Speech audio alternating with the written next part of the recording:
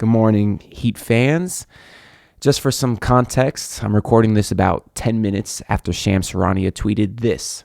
The expectation is Miami's Jimmy Butler will be out multiple weeks. Butler remarkably played the final three quarters versus the 76ers last night with what is now feared to be an MCL injury. So you can see the play right here. It was a fast break. Jimmy Butler did a pump fake. Kelly Oubre jumped on him, and Jimmy is the one that got hurt. This is very frustrating, very disappointing. If you watch the replay in slow motion, there's another angle. It looks like Jimmy kind of stepped awkwardly when he went to pump fake. And then that's why when he got landed on by Oubre, then he kind of bent a little bit. And I guess that pressure is what kind of caused that MCL to sprain there. Like I said, I'm recording this pretty quick after Shams put that tweet out. So it's possible we get some miracle rebuttal of that report or something, but it doesn't seem likely at this point. And whether we get the official MRI reports that confirm something else or another, it does seem like Jimmy Butler's going to miss significant time. So that's kind of where we're at here. I do want to point out this doctor named Jesse Morse on Twitter. I know I always joke that I'm a doctor, but this guy appears to be a legitimate doctor. He put out a pretty long tweet in response to Shams, or actually yesterday, once Jimmy got injured. And he said that it could be three possible things going on with Jimmy. It could either be an MCL sprain, a medial meniscus injury, or both. And kind of what you're hoping for there is there's three grades of sprains. He says a grade 1 is a mild sprain and would likely keep him out 10 to 14 days. That's obviously the best case scenario. That would bring him back potentially somewhere in the first round, maybe.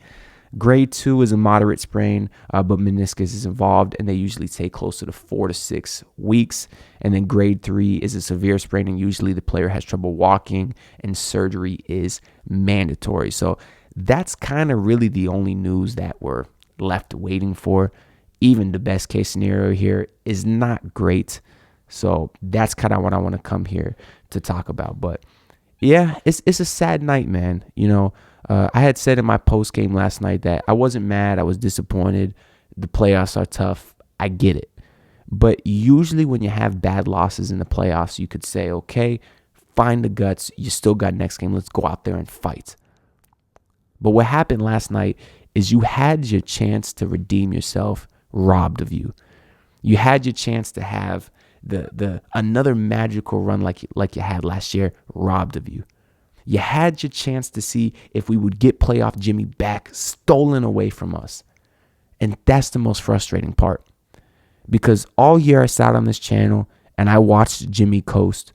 And I said, I'm okay with it as long as we get playoff Jimmy. And as a Heat fan, I was so excited. I was counting down the days just to get all the way here, all these months later.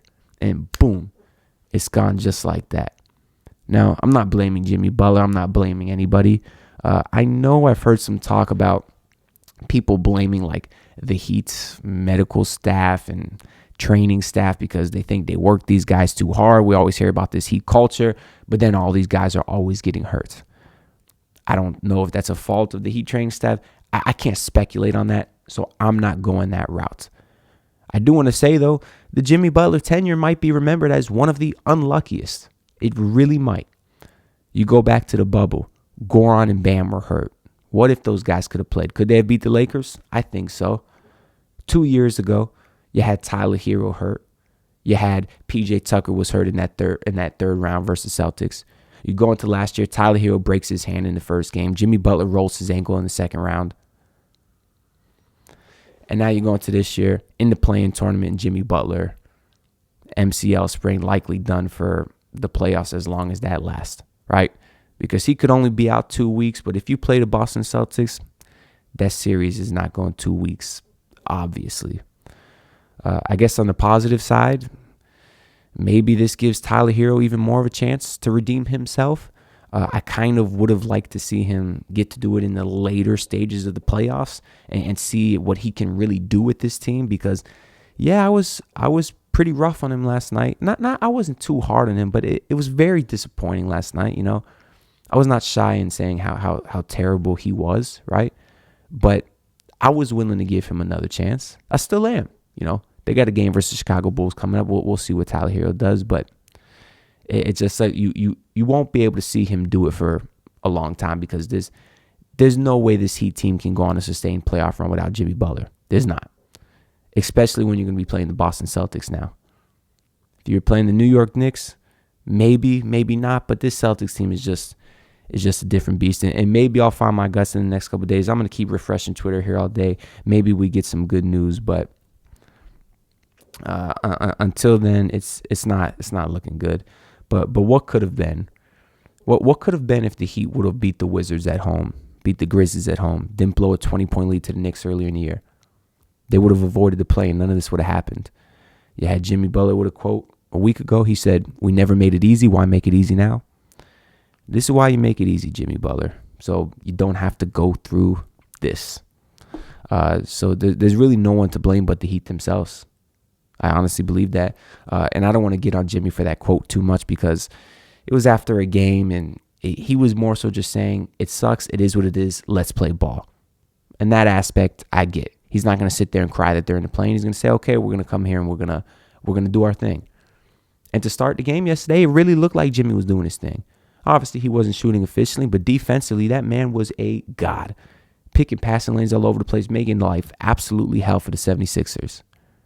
And then he got hurt. And even more unfortunate, he got hurt on the fast break. Their fast breaks were so terrible yesterday. You guys saw it. 4-on-1 fast breaks. They can't even get a clean look off. And then this one where Jimmy got hurt, caught an open outlook pass from Kevin Love. Could have went straight up with a dunk, but pump fakes. I don't want to blame Jimmy Butler, obviously, again, and that's not what I'm doing, but why didn't he go straight up? I don't understand. I watched the replay 100 times. Jimmy Butler should have went straight up with the dunk. It's just they make the fast breaks so much more complicated than they need to be. As my alarm goes off for some reason. Yeah, I got a ton of notifications. Y'all cursed or something. Heater done, heater cooked. This is all my phone's going to be for the next couple days until the Heat lose to the Chicago Bulls. I don't know. We'll get into it. But yeah, what would have been different if Jimmy could have went straight? It's weird because usually when a guy pump fakes and you get a guy up as high as Oubre, usually it's the guy in the air that gets hurt, right? They land on the guy, do a flip, sprain an ankle, land on a tailbone, something. Because I remember I saw Jimmy pump fake. I saw Oubre get up in there and I said, oh no, like I hope Oubre is going to be okay. Then you go to the ground and you see Jimmy Butler writhing in pain, grabbing at his knee.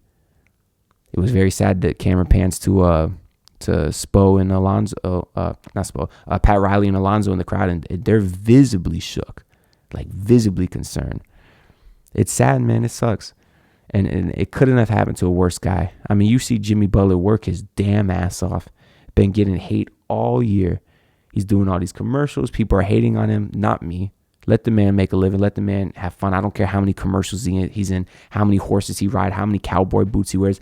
I know that man is dedicated to winning a championship. And this was his chance to prove it. And he was doing it. It was just taken out from under him. It's sad, man. It sucks. Jimmy Butler probably should have sat the rest of the game after it happened yesterday. He played the rest of the first half. He was moving well. And then even Spoelstra confirmed it tightened up in the second half. We all saw it. I know that the doctor that I was talking about earlier said Jimmy could have possibly made it worse by continuing to play, meaning that it could lead to an MCL break or ACL break, which is obviously worst case scenario in which he would need surgery. But even just from a basketball standpoint, Jimmy was being used as a decoy the whole fourth quarter. You can't win like that. You're playing 5-on-4. They did the same thing last year in that game versus the Knicks. When Josh Hart rolled into his ankle, Jimmy stayed into the game and was immobile.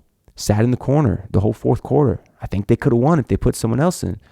I know Caleb didn't have a great game yesterday. They could have went to him. I think he would have been better than what Jimmy was giving you. But then again, if Jimmy was going to miss the rest of the playoffs, it doesn't really matter whether they won yesterday's game or not. So yeah, it's going to hurt missing Jimmy. Like I said, going into the next game, I'll be looking forward to see if Bam can step up. I'll be looking forward to see what Tyler Hero does. Jaime Jaquez was phenomenal in that game yesterday. For the rookie to show the balls that he did, to not be shook for 1 second, to continue to be aggressive down the stretch, play the entire fourth quarter. I love to see that from Jaime Jaquez. And without Jimmy Butler tomorrow, he'll likely get the starts. And I'm excited to see what he's going to do too. So that's another positive. There's a big topic of conversation on Heat Twitter that just started. I'm sure will continue on whether the Heat should win. If they lose, they get a lottery pick. If they win, they get the right to get their ass kicked by the Boston Celtics. I suppose it might make sense to lose, but truthfully, I will always choose to win. I will never root against my team because with these draft picks anyways, how many times have the Heat drafted a guy outside the lottery and they're great? The last two guys, Jaime Jaquez, Nikola Jovic, this is what the Heat do. I also don't like messing with the basketball gods and, playing with fates like the Bucks. They tanked their last game so they didn't have to play the Heat or Philly. Well, now they're going to get their ass kicked by the 76ers. I don't believe messing with the basketball gods is all. But yeah, I hope that he win. Alex Caruso is out for the Bulls too with his foot, so I hope everything ends up being okay with him. But if the Heat lose that game, it'll be an interesting offseason for sure because there's no doubt that the roster will look significantly different next season. I really think yesterday's loss or even that injury to Jimmy, that pump fake that he did, that you could say that was a franchise-altering pump fake. You really could because the path was there for an NBA Finals run. You play the Knicks. We know that he could have beat them. You would have played the winner of Orlando Cavs. We know that he could have beat them. You were in the Eastern Conference Finals versus Celtics. Unless they were knocked out by Philly in the first round, who knows? It franchise-altering loss. I really believe that. And it's just unfortunate the injuries this Heat team always has. I could take losing, but when you get the chance robbed from you, that's the part, guys, that really, really hurts me, especially when it's to a guy like Jimmy Butler. But yeah, I'll be watching the Heat game tomorrow versus the Bulls. I will have a post-game video reaction out, and I will be happy if they win. I really will be, because not because I think they'll have a chance to do anything versus the Celtics, but one, you never know. Two, guys get experience, and three, what does it matter if they pick at 14 or 19? Don't matter to me. Anyways, that's all I got to say for this video, Heat fans. Hopefully we get some more news soon. I'll continue to update y'all as we hear the news. Make sure to comment your thoughts on whether you want to win the game versus Chicago Bulls. That'll be kind of an interesting topic of conversation, so let me know down below. Make sure to like the video and subscribe because I genuinely do appreciate all of it a ton. And I'll see y'all next time. Peace out. Look, pull up in your city tryna get that dead face. Do it on my own, I don't need no dead weight. Had to kill him off, yeah, I need a head space. You know this homegrown bitch don't offend me.